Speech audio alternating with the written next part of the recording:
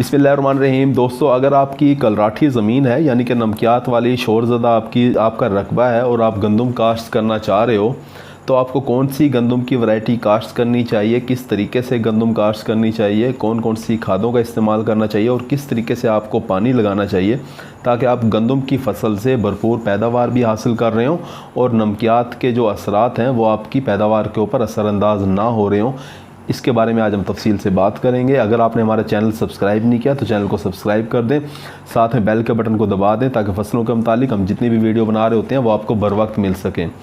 काश का भाइयों, हमारे मुल्क की जो औसत पैदावार है जो वो 29-30 मन फ़ी एकड़ है। इसकी बड़ी वजह जो है वो ये है कि हमारा बहुत सा रकबा, तकरीबन 1 करोड़ एकड़ रकबा जो है हमारा, वो जो है सेम ज़दा है, वो थोर ज़दा है यानी कि नमकियात वाला है। काश्तकार भाइयों, अगर हमारे जो काश्तकार भाई जो हैं वो अपनी कलराठी ज़मीनों के अंदर गंदम काश्त करने से पहले अगर इन 2-4 बातों पर अमल कर लें तो वो ना सिर्फ अपनी गंदम की पैदावार को बढ़ा सकते हैं बल्कि मुल्क की जो औसत पैदावार है उसे भी बढ़ा सकते हैं।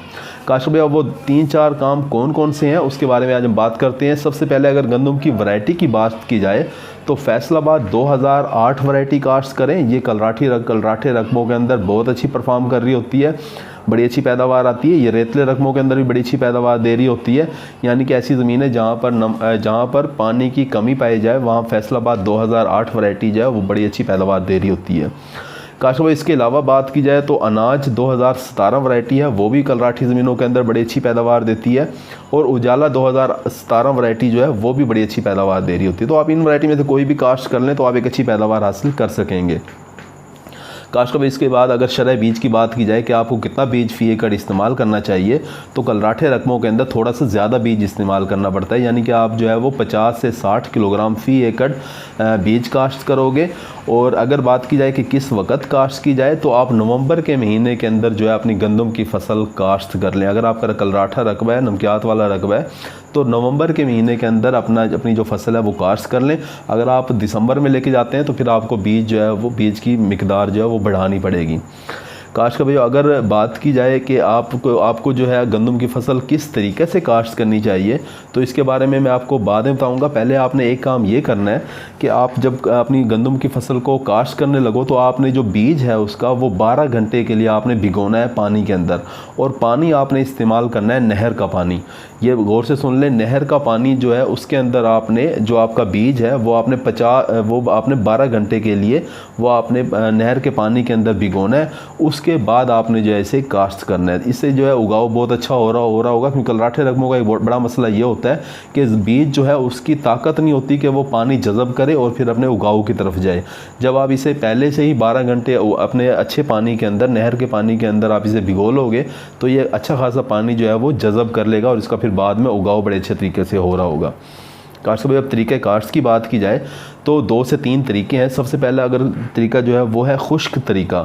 वो ये होता है कि आपने सबसे पहले क्या करना है कि अपनी ज़मीन के अंदर 2-3 बार हल चलाएं, उसके बाद आप से सुहागा दे के अच्छी तरह भुरभुरा नरम कर लें। फिर आप अपनी जो है ज़मीन के अंदर वो छटा करें, गंदम का छटा करें और उसके बाद जो है वो हल्का सा सुहागा लगा के आप पानी लगा दें।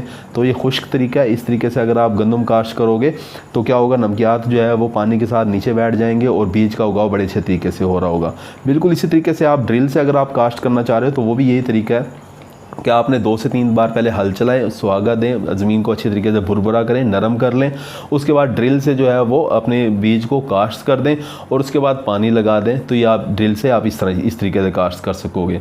काश को इसके बाद आ जाता है कि गप छट का तरीका। उसमें क्या होता है कि आपने जो है अपनी ज़मीन को पहले अच्छे तरीके से 2-3 दफ़ा हल चला लें, सुहागा दे लें। उसके बाद आपने क्या करना है, क्यारियाँ बना के उसके अंदर आप पानी लगा दें और पानी के साथ जो है आपने तकरीबन 50 किलोग्राम जो है वो गंधक का तेज़ाब, सल्फ़र जो तेज़ाब होता है वो जो है सल्फ्यूरिक एसिड, वो आपने जो है 50 किलोग्राम इस्तेमाल करना है। और उसके बाद जो है आपने जब 3 इंच आपके खेत के अंदर पानी खड़ा हो जाए तो उसके बाद जो है आप गंदम की फसल का छटा कर दें, और छटा इतनी ज़ोर से करें ताकि गंदम के दाने वो मिट्टी के अंदर अच्छे तरीके से पैवस्त हो जाएं। उसके अलावा आप क्या कर सकते हैं कि कोई दरख्त का कोई छड़ी ले लें, कोई छापा ले लें, उससे जो है पूरे खेत के अंदर जब पानी खड़ा हो तो वो अपने खेत के अंदर मार दें। उससे क्या है कि बीज के ऊपर मिट्टी आ जाएगी, वो कवर हो जाएगा, उगाव बड़े अच्छे तरीके से हो रहा होगा। काश्त का भाइयों, जो पहला खुश्क तरीका था वो आपने जो खुश्क तरीके से जो आपने गंदम की फसल काश्त की है वो आपने करना है। जो आपकी ज़मीन अगर रेतली है, अगर आपकी रेतली ज़मीन हो तो आप खुश्क तरीका इस्तेमाल करें, और अगर आपकी ज़मीन के अंदर पानी जज़ब करने की सलाहियत मौजूद है, यानी कि पानी वो रखती है अपने अंदर, तो फिर आप गपछट वाला तरीका इस्तेमाल करोगे। काश्त भाई, अगर खादों की बात की जाए कि आपने अपनी ज़मीनों के अंदर कलराठी आपकी ज़मीन है और आप गंदम काश्त कर रहे हैं, तो आपने खादें किस तरीके से इस्तेमाल करनी है। तो याद रखें, खादों का इस्तेमाल आपने कभी भी ज़मीन तैयार करते वक्त नहीं करना, बल्कि आपने पहले आप ज़मीन तैयार कर लें, उसमें कोई खाद इस्तेमाल ना करें, अपने गंदम के बीज जो है उसे काश्त कर दें। जब आप पहला पानी लगाने लगो तो उस वक्त आपने खादों का इस्तेमाल करना है, और आपने कोशिश करें तेज़ाबी खादें जो है वो इस्तेमाल करें।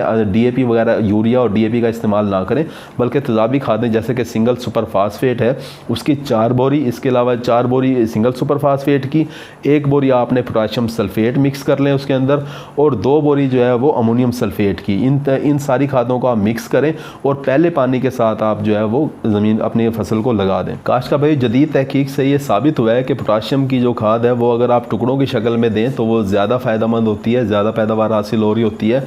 आप जो है वो पोटाशियम की आधी बोरी ज़मीन तैयार करते वक्त डाल सकते हैं, और आधी बोरी जो है वो पहले पानी के साथ अगर आप देते हैं तो पोटाशियम की तो आप जो गंदम की फसल से ज़्यादा पैदावार हासिल कर सकते हैं। काश्त का भाई, कलराठी ज़मीनें जो होती हैं वो उनके अंदर बोरान की और कापर की कमी जो है वो अक्सर देखने में आती है। तो आप ज़मीन तैयार करते वक्त 3 किलोग्राम बोरेक्स और 2.5 किलोग्राम जो है वो कापर जो है वो ज़मीन तैयार करते वक्त अपनी ज़मीन को ज़मीन तैयार करते वक्त आप इसे इस्तेमाल कर सकते हैं। काश्त का भाई, इसके अलावा अगर आपाशी की बात की जाए कि कलराठे रकमों के अंदर आपने आपाशी किस तरीके से करनी है, तो पहला पानी जो आप लगाओगे वो 20 से 25 दिन के बाद आप लगाओगे।